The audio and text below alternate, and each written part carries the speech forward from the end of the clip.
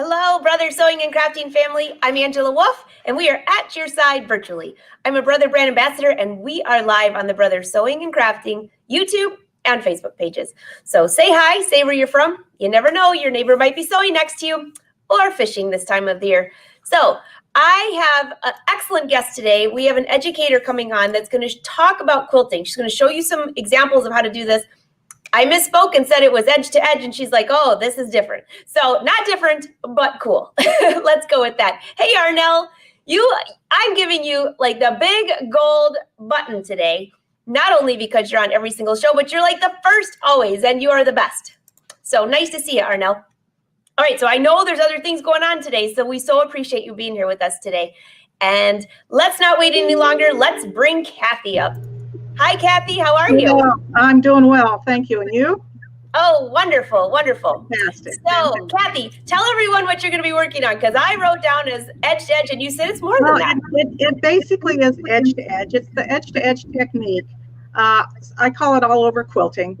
You have your custom quilting where you do different kinds of quiltings in different areas to maybe make the quilt pop. And then you have all over quilting.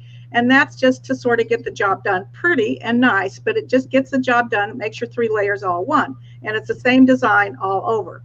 And what I wanted to show is that the Luminaire 2 has 2 built-in designs that you can use for this. And I wanted to show you those 2 built-in designs so that we can do the quilting with those.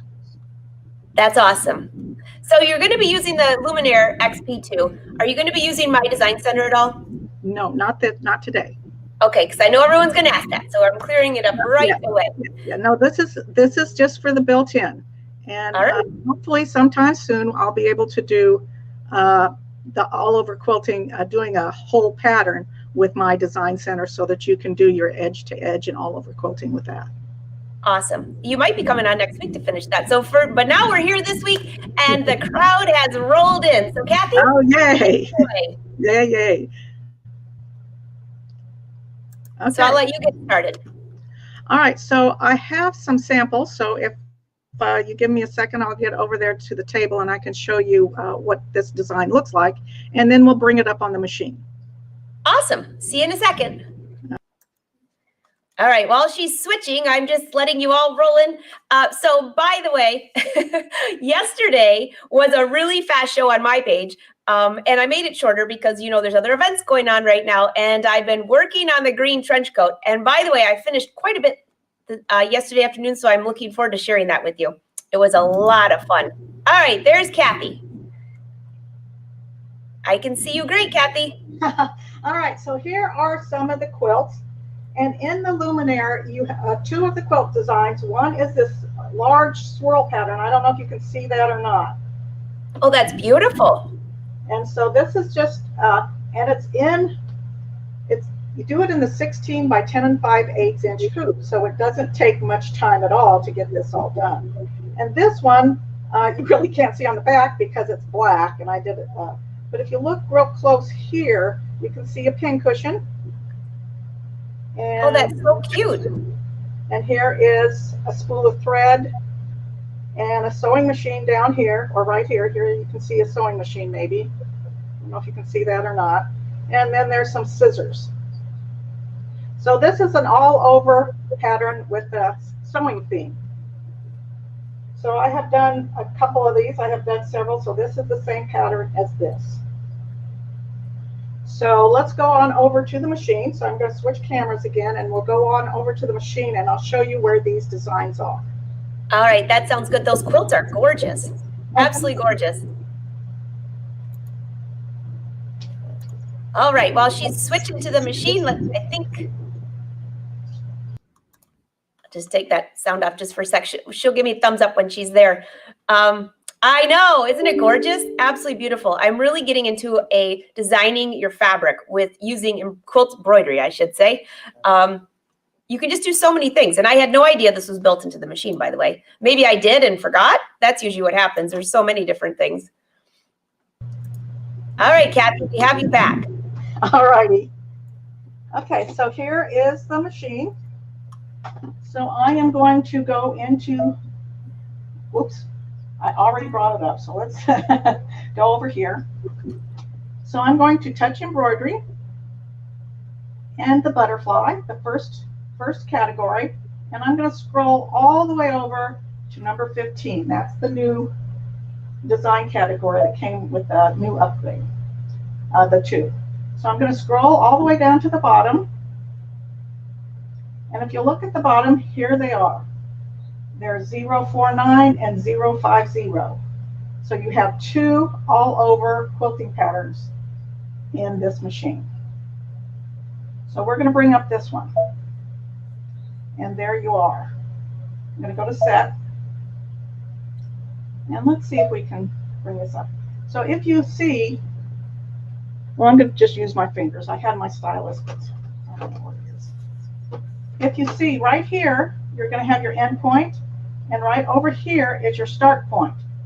So those are what we're going to line up. And of course, you've got the wonderful features in here with your projection and your scanning. We're not going to have to scan, and we can project, but there's a different way that I'm going to show you, but it lines up absolutely beautifully.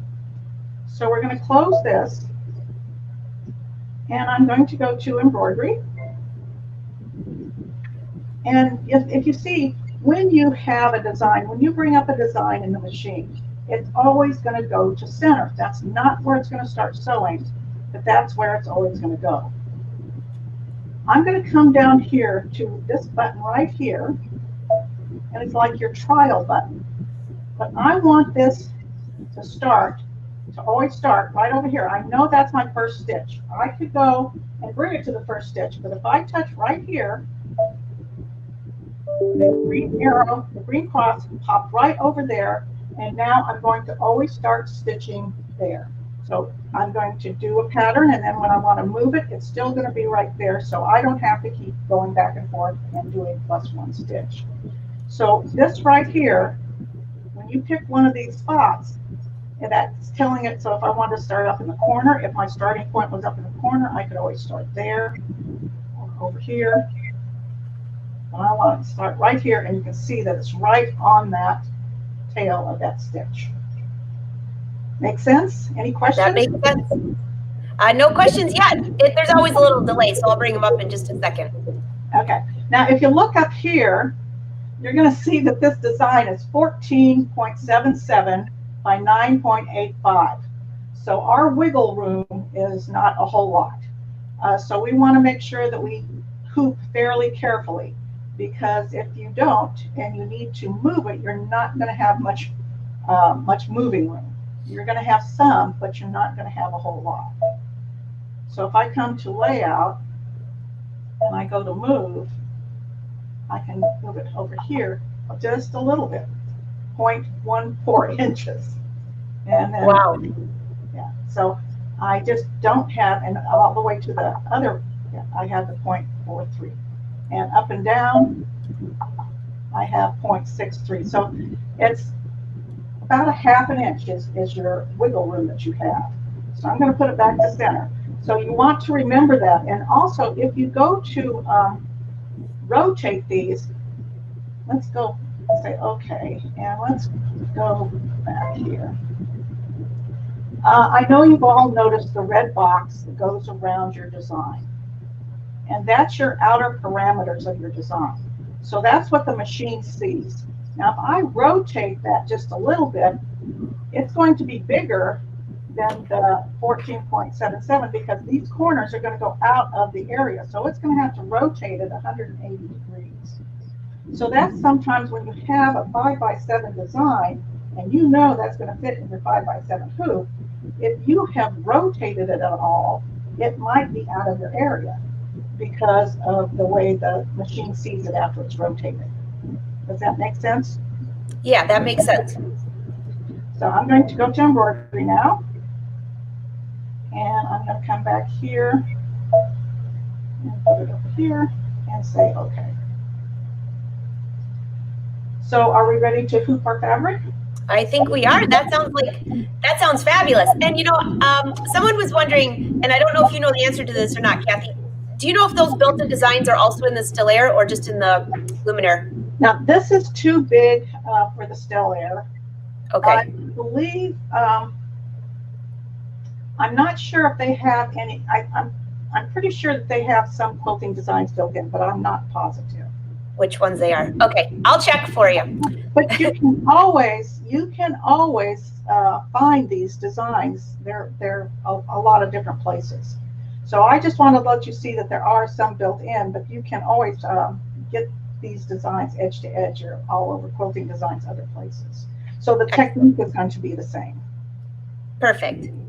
Okay, great. All right, we'll wait till you go back over to where your hoop is. And while you're doing that, Patricia, I know you said you got to go. So if you would like to save this, you are watching this on YouTube. So you can come back to the Brother Sewing YouTube. Be sure to subscribe to the channel and you can come back and binge watch all you want. As soon as we're not live anymore, then you can watch the replay. All right, we can see you.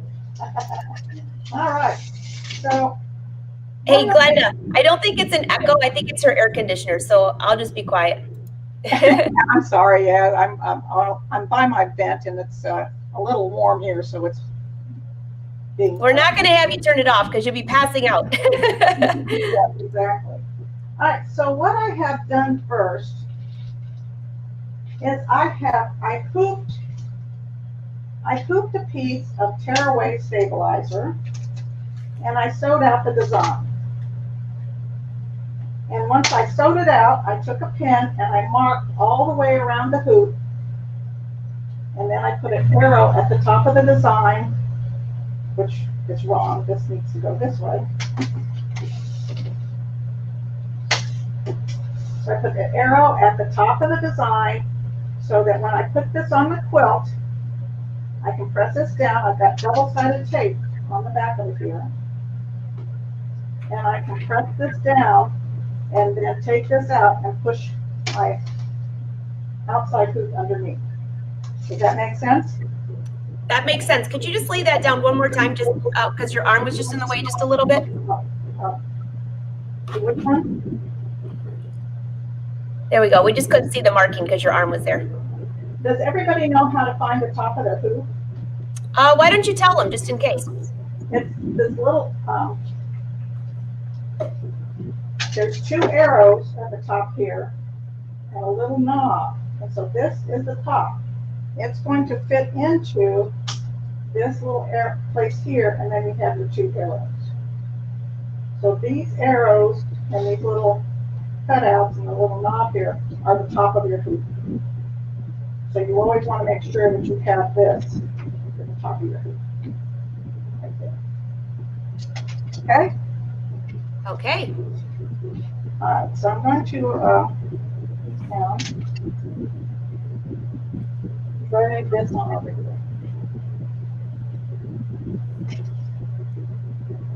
So I have already, now this is a fairly large quilt. This is 73 by 50 something or another. It's fairly large. So you can do a large quilt with the Luminaire and a lot of these machines because you're just going to roll this up nice and tight. All right, first I'm going to move this down. Tell me when I'm getting in my way here. Let's straighten it out some. Now the other end, this one ended right here. So I'm going to take this and put that in right there and straighten it up. Straighten it up. Now I start, most quilters are going to tell you to start in the middle and work out. And with this, I just start on one side and go all the way over. And it's because I can fit so much in the area in the throat of the machine. If I couldn't fit very much in there, I would have to go side to side. Another reason quilters like to do that is because you're going to get a fold in your backing. But because I'm hooping this, I can always look on the back and see if I have a fold there and just rehoop. So I don't concern myself as much with that as I probably should. But anyway, I think it turns out fine. So I'm going to line these up. And I'm going to make sure, I try to use part of the quilt and the guide to make sure that I have this straight. So here we are, here we go, and this is about the same from here to here. And then these are going to be about the same distance from there. So that looks good. So just a quick question, Cathy, while you have that, just a quick question. Maureen wants to know that piece of fabric that you have on there, how did you base that? Oh, I've got it pinned. Oh, you've got it pinned. I've got it pinned. Yeah, I just put some pins every once in a while. Then when I get to where I need to take them out, I just take my pins out. Okay, sounds good. I'm going to move over here. Am I in the way? Can you see? Nope, we can't. We just see your fabric. Okay. So I'm going to lay this hoop right on top of that template and give it a push. And now I can take my template out. And it looks like it's pretty good. I've got a little bulge here, but I think that's down further. I think it's my table. Okay. I'm mumbling, ignore me. All right, so now take my bottom hoop and I'm going to slide it underneath.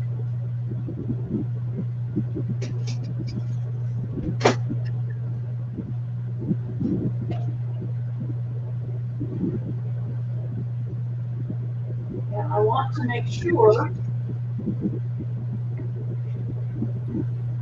that I have this open here. Can you see that?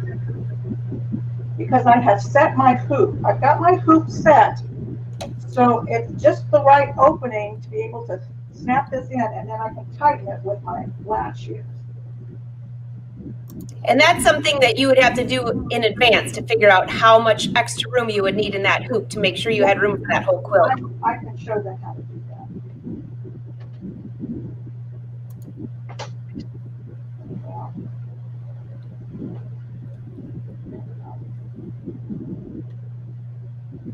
All right, so now it's all pressed in there.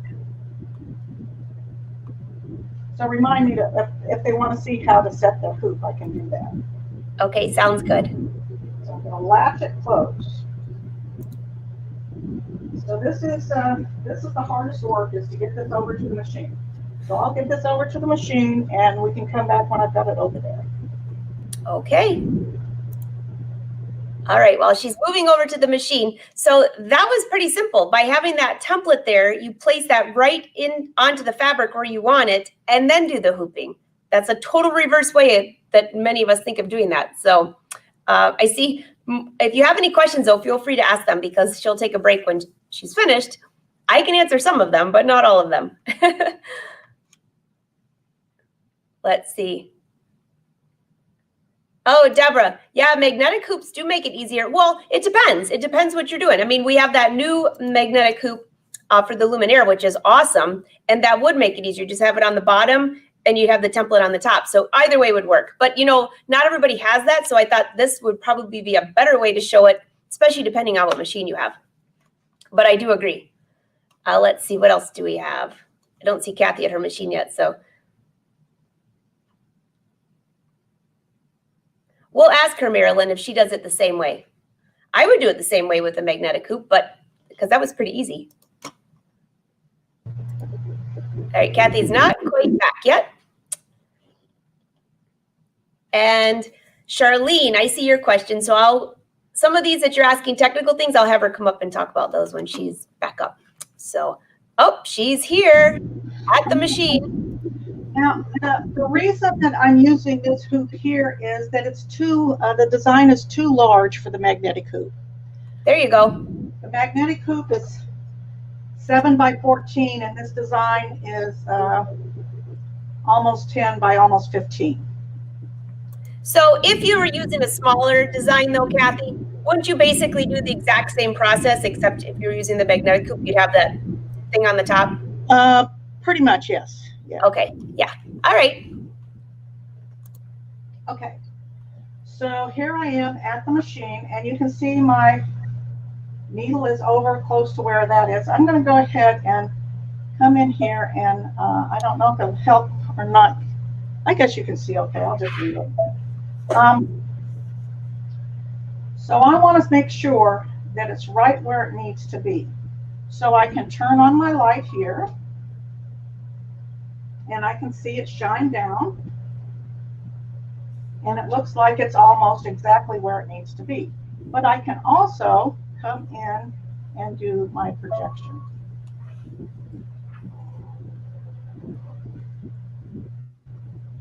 And wait, and then get my projection box. This is where I'm going to go ahead and turn the light off on the machine. I will turn the light off here. And then we'll just come back in and turn it off so maybe you can see better.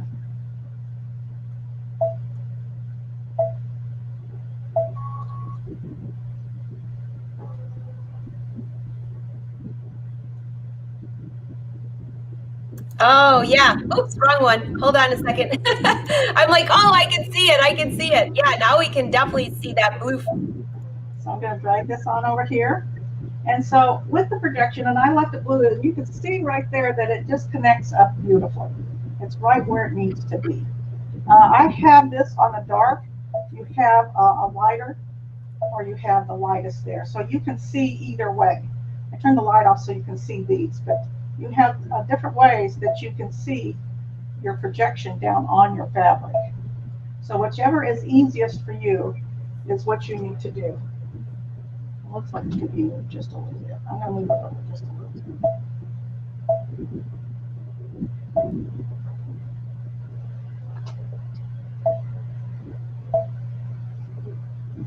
All right, that looks pretty good. Okay? Okay. So now I'm going to say okay here. We love to say okay. And then I'll go ahead and turn the light back on. So I'm going to come to my settings and go to page number 4 and turn my light back on. Now I also want to make sure that I have my auto start for embroidery with my needle so that I can just push the start button and go. And I think that's all we need in the settings. So there we go. All right, so now I do not want to, I want a thread tail so that I can bury my threads later on. So I want to bring up that bobbin thread. So I've got my thread here, and I'm going to hold it kind of taut and do needle down and needle up, and I'm going to bring up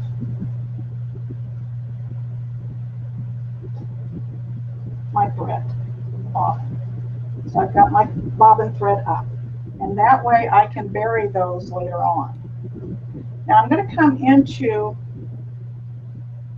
the little, it's where your tension and your scissors are. I'm going to come in here, and those this is your end color trim and your jump stitch trim. Well, I'm going to turn those off, and that means that the scissors are not going to be used on this design. So at the end, Cathy, can you just turn the camera that just a little bit? We can't see the button you're pressing. Thanks. So let me say okay here. So it's this button right here where you see okay. And that's these two right here.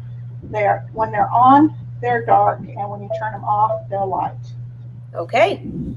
So and this is where you come change your tension. Now I have got the same thread in the bobbin that I have as my top thread, but I'm not going to change my tension at all. I think it works well, especially if I use the bobbin that comes the bobbin case that comes with the machine. It really does work really well. So are we ready to sew? Sure. You want to move your camera back over to the? I will. Charlie, she read your mind. Okay, perfect. Okay. So I'm going to hold these threads out of the way and just press start because I didn't have to push my foot down because I have my auto thread down.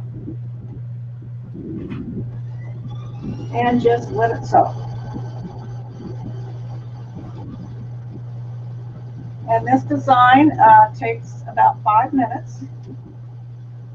So is there any questions? Yeah, let's see. You've answered, you've kind of answered, you read their minds without even knowing it, because Charlene wanted to know if you're going to turn off the scissors, which you did. Somebody asked, so Suzette, she says, can I use this method on the 1600? Well, most of the method, you just don't have the projector on there, but the same thing would be the same for the hooping, correct? Wouldn't you say, Kathy? Yes, yes, yes. Yeah. You can use this method on any machine. You're just going to have to line things up a little bit differently. Yeah. You may have to drop your needle to see if it's where it needs to be and line things up. One thing that I want to make sure that, because I've messed this up a couple times, is that it's so easy. That template shows you up and it shows you your design. But what it doesn't show you is if you're just a little bit crooked. You can be right, you can have your start and stop points matched perfectly, but it could be just rotated just a couple degrees. And then as you go along, it just gets worse and worse. And so what I like to do is I'll take a look at part of the quilt, and if I have a straight line there, I will use that, or I'll take a ruler and put it along the border and use that as a guide to make sure that my template is straight. Make sense? Yeah, that does make sense. Because I have gaps in some of them because I didn't pay attention. There's here's a couple. Carolyn wants to know, what was that topper made out of? You know, that piece of fabric, your template? Oh, that's just tearaway.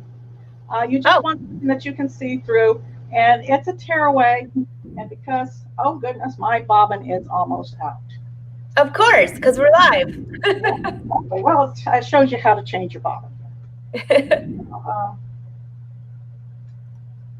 I'm going to touch this button here so I can bring the carriage forward. It's going to cut the thread for me, and I probably shouldn't have done that, but that's okay. We'll not worry about that.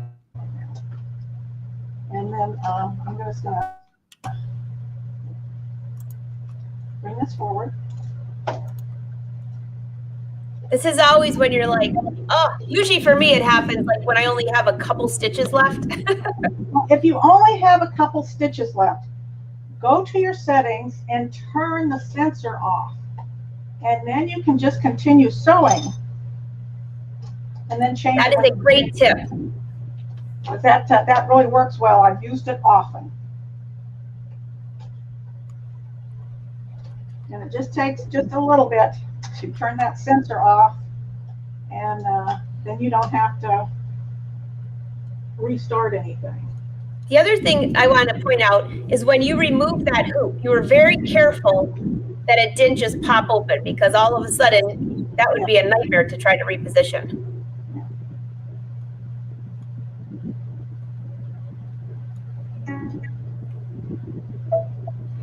Okay, so I'm just going to not worry about that right now and just get this spring back on here. So I just moved the fabric underneath that foot.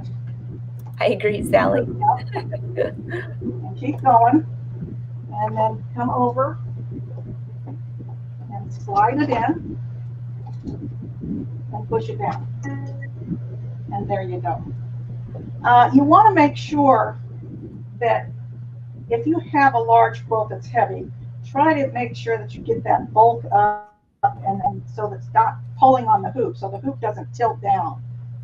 That doesn't, because then the machine doesn't know, it doesn't really know where the center is anymore, because the sensor's in our arm, so it knows what size you have.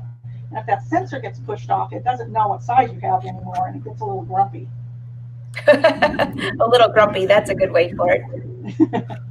All right, so I'm going to do. Diane says, do you ever use the camera feature to line things up?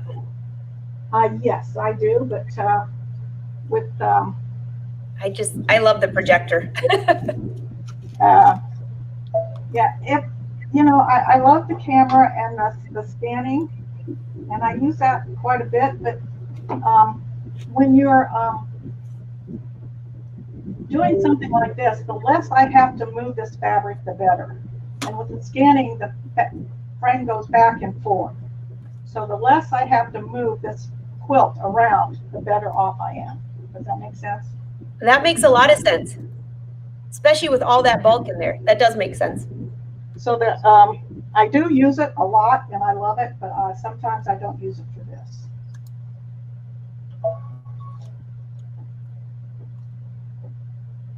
And I did back up, and I should have waited to bring up my thread after I backed up, but I didn't, so that's okay. So, hey, Cathy, here's another question for you. Marianne wants to know, do you know what the stitch length is, and is it really tight like embroidery? No, I don't, but it looks like about 2 millimeters. It looks like a normal stitch length. Yeah. But it only takes 5 minutes to embroider. It's not, I don't think it's going to be real bulky. No. No, it's, I just really like this method. It takes a little getting used to, but I don't have to move it, and the machine does all the work. I have to lug the quilt around, but other than that, I'm good to go.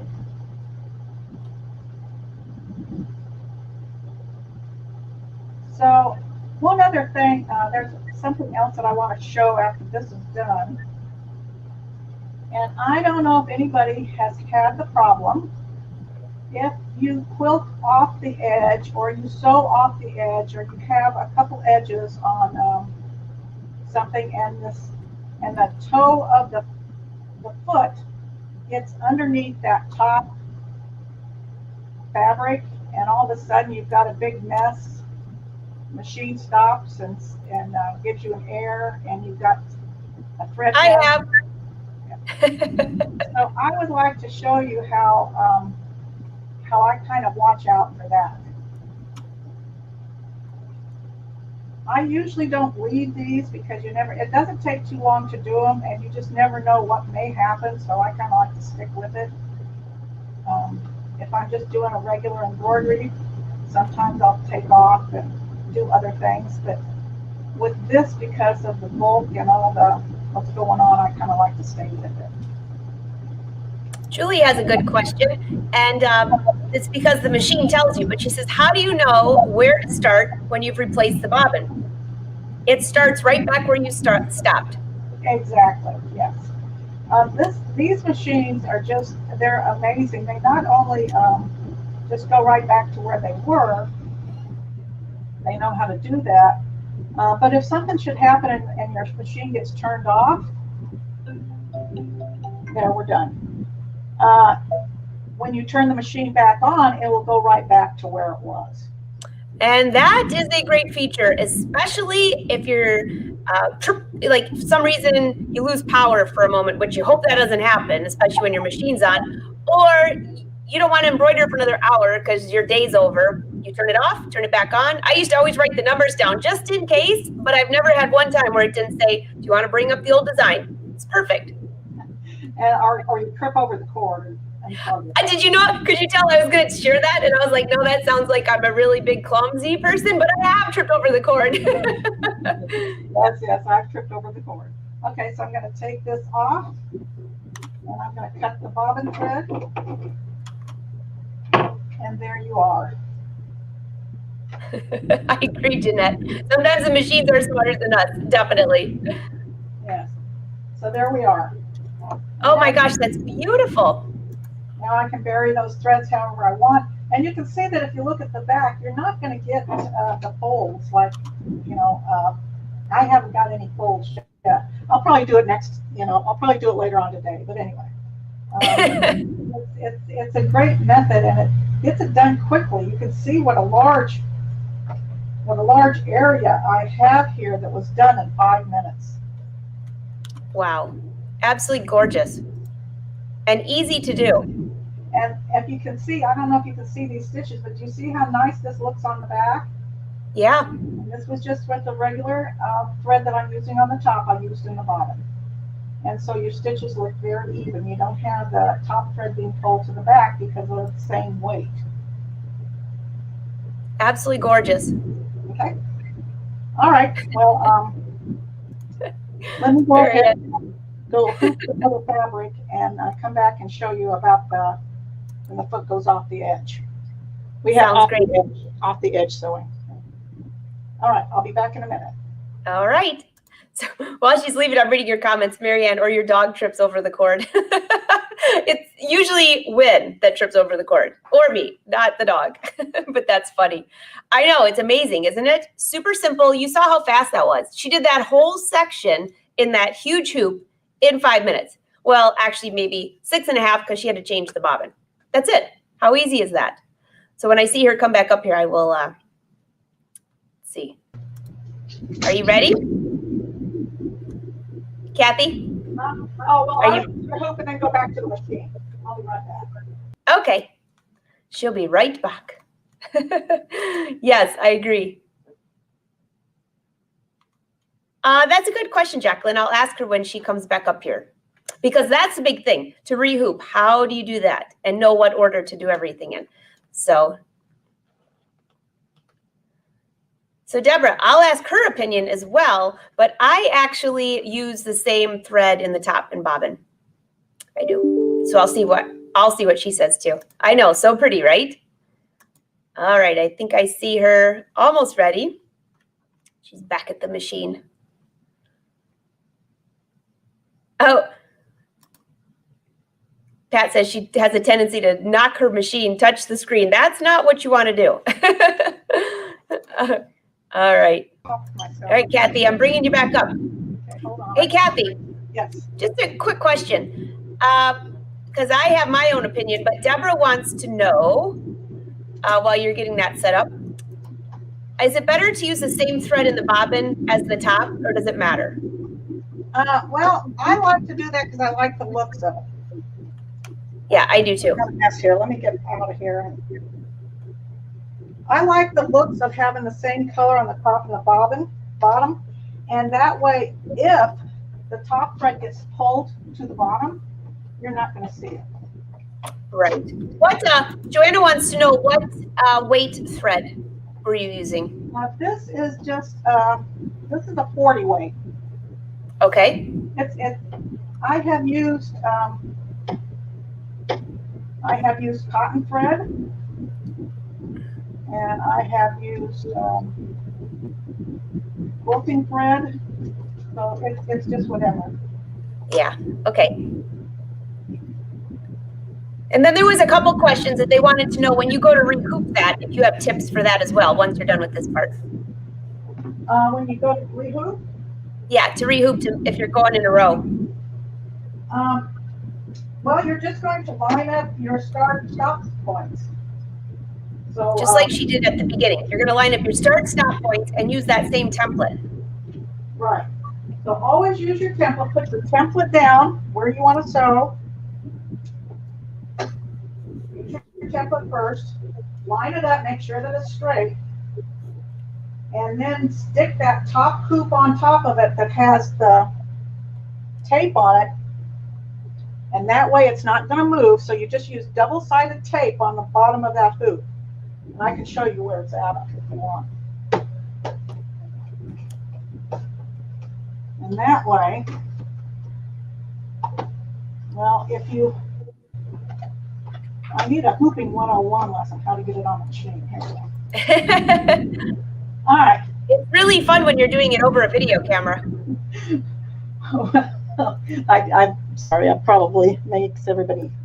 Anyway, so when you go ahead and you start sewing, I'm going to go ahead and forward up here.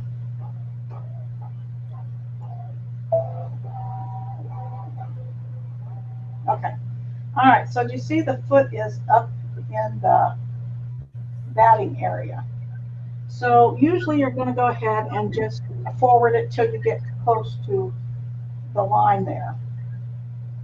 But what you can also do is you can push and hold in your start button.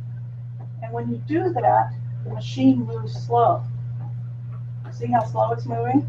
If you're, and then when you get close to where it's going to come up to that fabric, and you can see that the foot is going to go underneath that fabric, you can push stop and lift your foot up and back down, and it will be on top of the fabric, and you won't get that,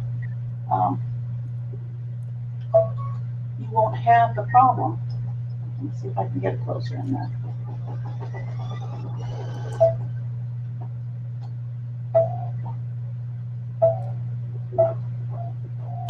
Okay, see, do you see how it did that? Yeah. See how it's like that? Let's back up. Okay, so if I'm doing this and doing slow, I can see it, and it, because I was going slow, it went ahead and went over. So I didn't have to worry about making a mess. Because that is a really, really good tip. That can really destroy your day. That's not a pleasant feeling. So exactly. Being able to push in the start button and hold it, it has your machine move a lot slower, so you have more control over when to stop it. And that will keep you from having that fabric fold back on you and make a big mess. I know, Deborah said, I didn't know we could do that. Somebody did this about a year ago, and I was like, I didn't know we could do that either. Huge savings. Yes, well, yeah, it goes slow and it's going to take some time, but it saves a large headache. Nice. Very good tip. All right, Joanna says, what size quilt can you do? Any size you want, because you just keep moving this all the way down. What size quilt was that you had on there? That was, what, 73 by 58 or something like that. It was fairly large. That's large. As long as you fit it in here and, you know, get your roll and roll it up tight and have it fit right in here, you're good to go. Nice.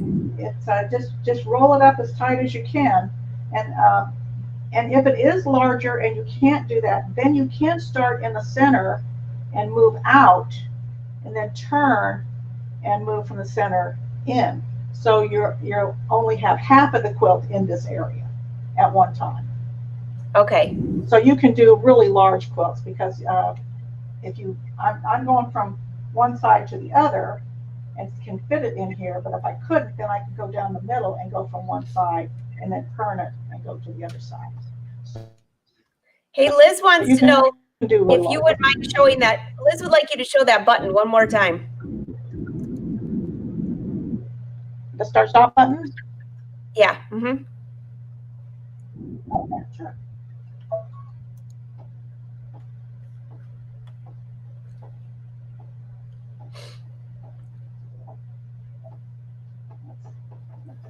Now it's regular. Now it's regular. Close. I'm gonna. And oops, it's going under. So you can see that it's starting to go under. I'm gonna lift my foot up, back down, and start. Oops, I didn't do it fast enough. There we go. Lift it up.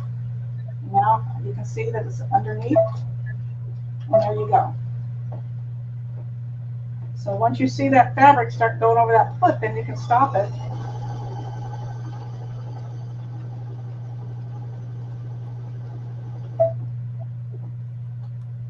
You're welcome, Liz. So another reason I'm glad you asked to see that again, because those of you that like to do embroidery in the hoop, which we all, I mean, I don't know if you ever tried it, but it's great, especially for making bags and things like that. And there's always layers. I do it a lot for little mug rugs and pillows, and there's always that layer of fabric. You have to go slow.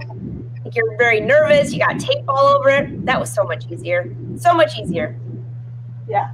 I have seen people just tape this whole top, and I'm thinking, I don't want to sew through that much tape, and I just don't want to use all that tape. So if you just watch it and use that button and make it go slow and catch it before it turns your fabric, then you're good. Very good. So let me see, what else have we got here? Oh, I wanted to show you,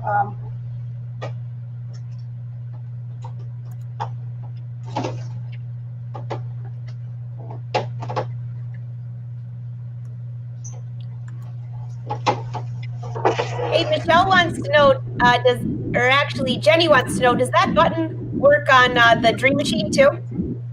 yes, I believe so, yes.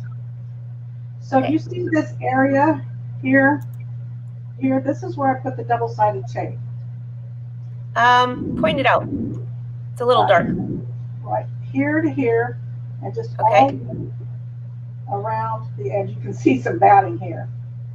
So I've got double-sided tape on all 4 sides of the hoop. So on all 4 sides, on the underneath part of the hoop, I've got the double-sided tape. And I use it for about 4 to 5 hoopings, and then I will change the tape out. Now, if I'm on batting, I have to change it about 4 times because the batting really sticks to it. But if I'm just in the center of the quilt, I don't have to change it as much. So this is just double-sided tape, and you just stick it on here, and it just holds the hoop right in place so that you can get that bottom hoop in there. That's a great tip as well. Linda says, yes, it works on the Dream Machine. Oh, and the Dreamweaver. She found it by accident. Yay! Hey, Michelle has a good question regarding what you were just using with that foot that was going up and down. And she says, does it help at all to raise the height of your foot, or does it do anything to your design? You can raise the height of your foot, but your foot is still going to hop up and down and get caught in that fabric. And you have to be careful because I don't know if you've heard of flagging or not, but flagging is if you get that foot too high, the needle will go down and bring the fabric up with it, and you don't get a good stitch. And when you hear a thunka, thunka, thunka, that could be that your foot is too high. So you have to be a little careful with that. Because that's a really good. A thump, a thump. Everyone, that's what you have to listen to. We always say that you can hear your sewing and embroidery machine. I can hear if I'm in a class, I can have somebody in the other room and I can tell if something's wrong because it just sounds different. But the thump, a thump, now that's going to be the new one for the weekend. Yes, you can definitely hear it. You know, and all of a sudden you're running because you can hear the noise that's not right. Oh yeah. Hey, Cecilia wants to know, is that cloth double-sided tape or just regular office double-sided tape? It's actually a tape. It's a sewing tape that I got. It's double-sided. A sewing tape, okay. So cloth probably. Double-sided tape. I use that because I know that it's safe for my fabric. I'm sure other tapes are safe for your fabric, but it's just a double-sided tape, just something tacky, and it's pretty tacky. Okay. Not literally tacky, just tacky. Like well, sticky. it's tacky to leave it on. But hey, how do you keep your thread from knotting on that final stitch? Or do you? She said sometimes Bernadette says sometimes she can see that last knot on the back side of her quilt. I don't have it so much on the back because I turned that off. So it just sort of, the last stitch, let me see if I can go get it and show it to you. Hold on. So Bernadette, she turned it off.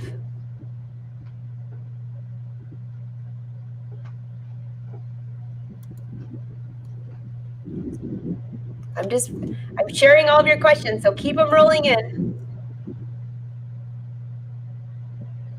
Oh, Susan wants to know, how do you get that tape off? It comes off fairly easily. So I'm just going to, oops, I kicked you, I'm sorry. Are you okay? Yeah, I'm okay, no problem. You didn't pull the cord out of my machine, you're good. So right here, I'm just going to grab a hold of it. Can you see that? Nope. Oh, okay. I'll bring you bigger. Here we go. Here. Okay. Okay, so I just started it and I just pull it off. Oh, yeah, we can see that. That comes off really easy. Yeah, that just comes off really easily. Yeah. Bernadette wants to know, how do you turn that stitch off? Okay, hold on just a second. Let me see if I can find my stop point that I did here. Okay. Donna, that was a good tip. So, okay, let's bring you up here. can they see that? So right here is my stop, and you can see once I bury that thread, you're not going to see anything. Can you see that? Just barely. Could you bring it over to your, there you go. Yeah. So right here, and so once I bury that, you're not going to see it. So to bury that, are you just going to put that through a needle and put it in the middle? Yep. I'm sorry, yes. Yep, that's exactly. I have a needle that has an opening in it, so I can just sort of put it in there. I don't have to thread it. I can sort of spiral it around and then just thread it. Oh, that's nice. Perfect. Okay, so this has just been an excellent tutorial. So what you're going to do to turn those off, let me see. All right, she's going to take you over to the machine. I'll make you bigger. Okay, can you see all the screen there? Yep, we sure can. This button here, the scissors, this is your tension. So when you push this, you're going to have these right here. So the tension is at 4. I leave that alone. When you turn this on at first, these are going to be highlighted. That means that it's going to cut the stitches at the end of each color trim, and it's going to cut the jump stitches. So I don't want that, so I'm just going to turn those off. So now it's not going to cut, and sometimes at the end, it doesn't do the tie off, so you're not going to have a big knot. Okay. Now, very at easy. the beginning, you're going to have a little knot, but if you sort of hold those threads, if you bring up your bobbin thread and sort of hold them taut, you're not going to get as big of a knot. Well, that's good to know too. And for those of you that missed the beginning, as soon as we're not live, you can go back and watch the beginning, and she showed you how to do that. Right. Oh, thanks, Karen. One thing that I do want to show you too, did I show you the lock button? Nope. Once I push this, and I'm pushing this quilt around, and that happened to me this morning. I was pushing the quilt around and I hit the screen and it did something. But now when I lock it, I can just touch this and nothing's going to happen. So when you're doing something large like this quilt and you're moving it around and it accidentally touches your screen and you're on another stitch, you're not happy. But if you lock it, you can't do anything. Now you can't do other things too. So I can't say okay here. So I have to unlock it and say okay and get back to my embroidery screen and then lock it, and now nothing will happen. Now I can still use the machine, I can still start things, but I can't, nothing, when I touch this, nothing's going to happen. Thank you for showing that, because a couple people had mentioned that they lock the screen because they always tend to touch it, and so that was excellent. Yeah. Ibby wants to know, do the settings get reset when you're done with that design? Like as far as the cutting off and those 2 buttons that you hit, or does that stay that way? They will not, they'll stay. So if you go to do regular embroidery, remember to turn them back on. I have forgotten that sometimes, and it's not pleasant when I try to, well, I'm wondering, I don't want to trim my jump stitches. Why isn't it cutting my jump stitches? Well, you turned it off. And just like Deborah says, if you make that foot higher, remember to lower it when you have your next project as well.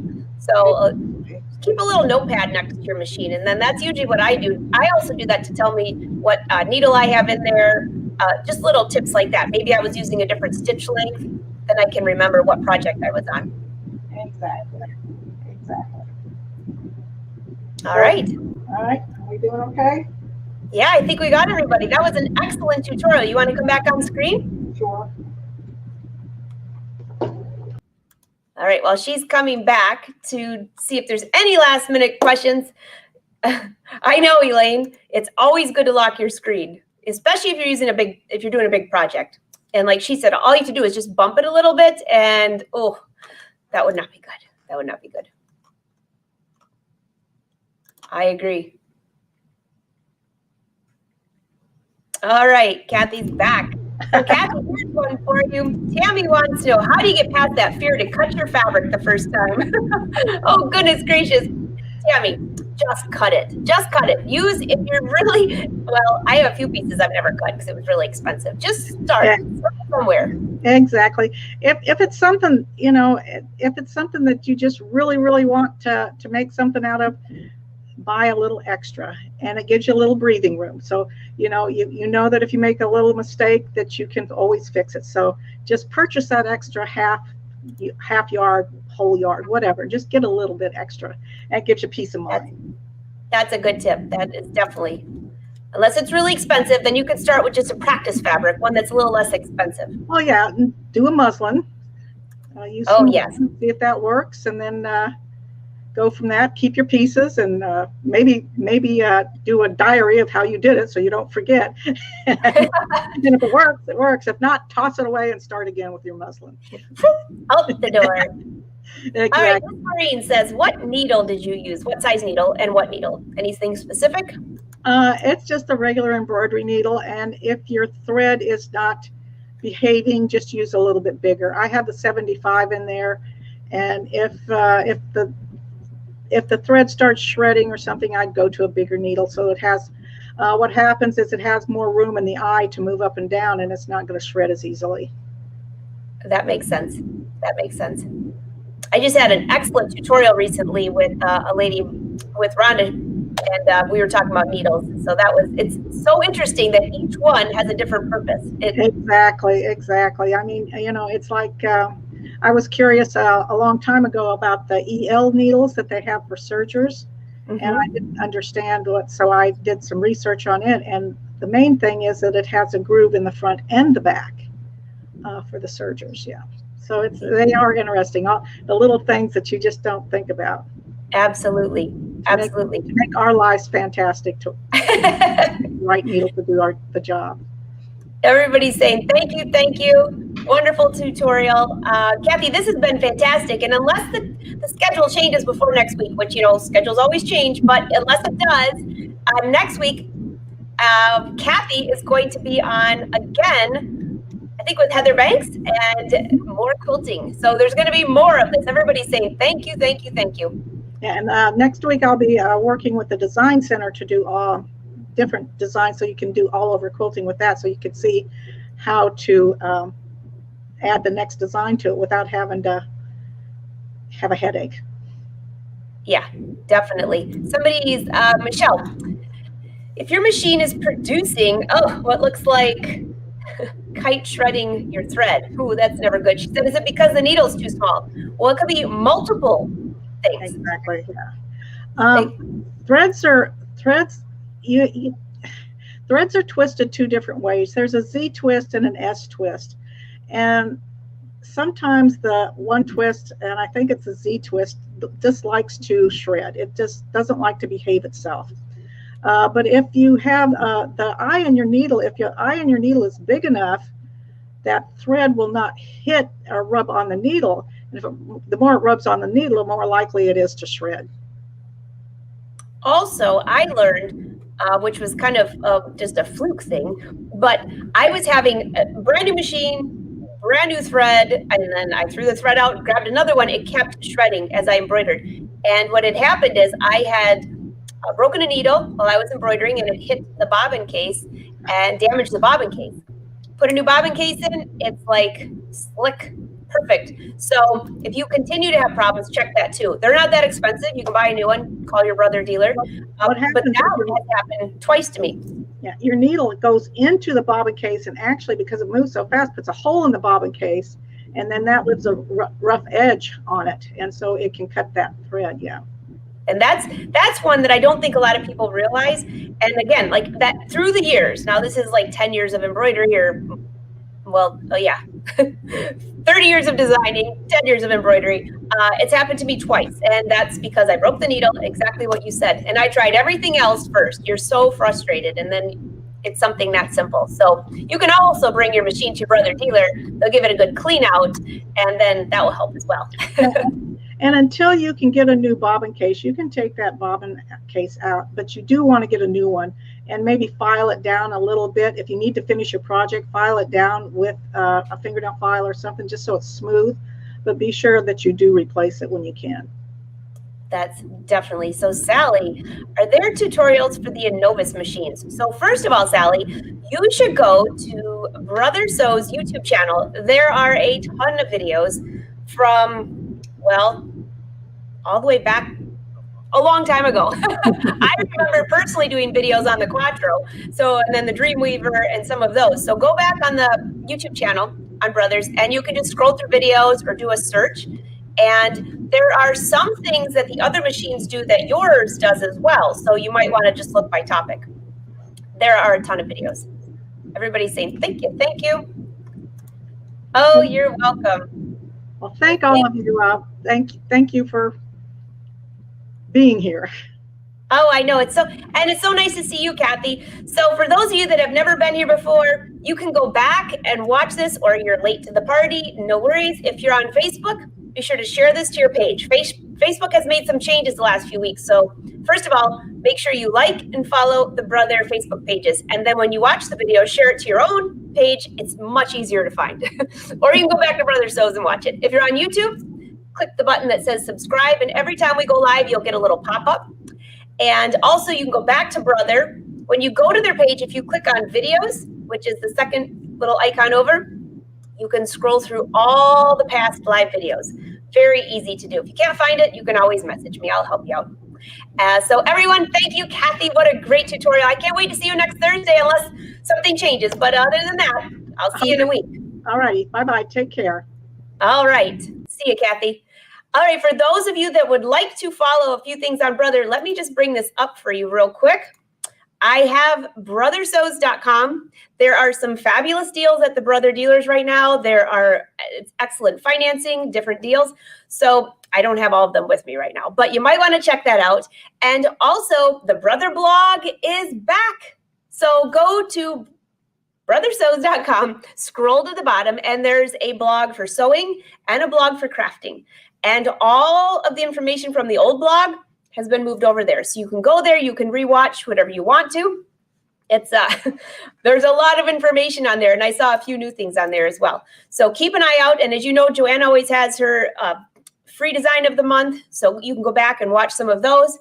The blog is back. So we are saying yay. All right, everyone, Saturday we have an It's So Easy episode for you at noon. Otherwise, I will see you next week. I believe, let's see what time next week.